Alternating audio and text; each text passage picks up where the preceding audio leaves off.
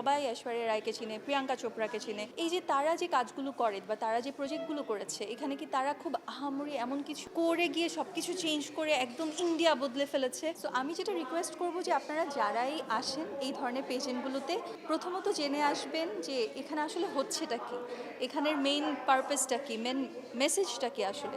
I don't even know about the participants যারা আসলে যায় বা আসে, ওদের জাস্ট একটা বেসিক বায়ো থাকে, ওটার উপরে বেস করে I did the judgment for this time. And Samanzar is somebody who we can be proud of because I see a lot of me in her. যেটা হচ্ছে কনফিডেন্টলি নিজেকে present করা, ওই যে একটা মজার একটা এক্সপিরিয়েন্স যে পরের দিন ঘুম থেকে উঠে আমার যেরকম সবার কাছে আমার ফোন নাম্বার, আপনাদের সবার কাছে আমার ফোন নাম্বার, তার হচ্ছে গিয়ে অনেক ধরনের ছবি সে ফেসবুকে দেখে। সো এই যে এক্সপিরিয়েন্সেসগুলা এবং ন্যাভিগেট করা, যে আমি নিজেও যেহেতু মিডিয়ার কেউ ছিলাম না, সে নিজেও মিডিয়ার কেউ না, সো ওই জায়গা থেকে এগুলোকে ন্যাভিগেট করা, কিভাবে করে প্রেস ডিল করতে হবে, জার্নালিস্টদের সাথে কিভাবে কমিউনিকেট করতে হবে।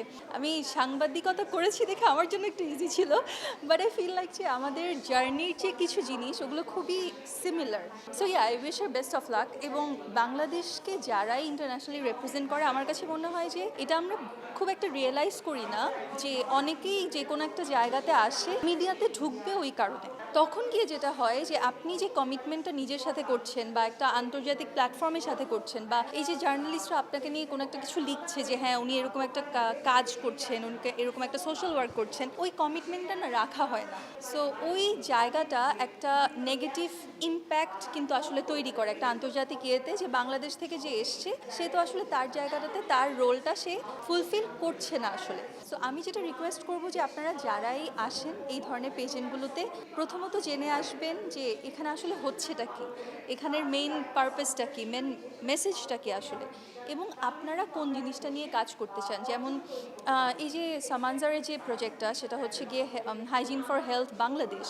এই প্রজেক্টটা কিন্তু এমন না যে it's something out of the blue, খুবই বেসিক ব্যাপার, যে বেসিক হাইজিনগুলো আছে যেগুলো আমরা মেনটেন করি না, ওই জিনিসগুলো নিয়ে সে কাজ করবে। এখন এই কাজটা করাতে আসলে আমার আপনার কি লাভ হবে? আমাদের যেটা লাভ হবে, একজন মিস ওয়ার্ল্ড বাংলাদেশ হিসেবে মানুষজন তাকে দেখার একটা ইচ্ছা মানুষের আছে।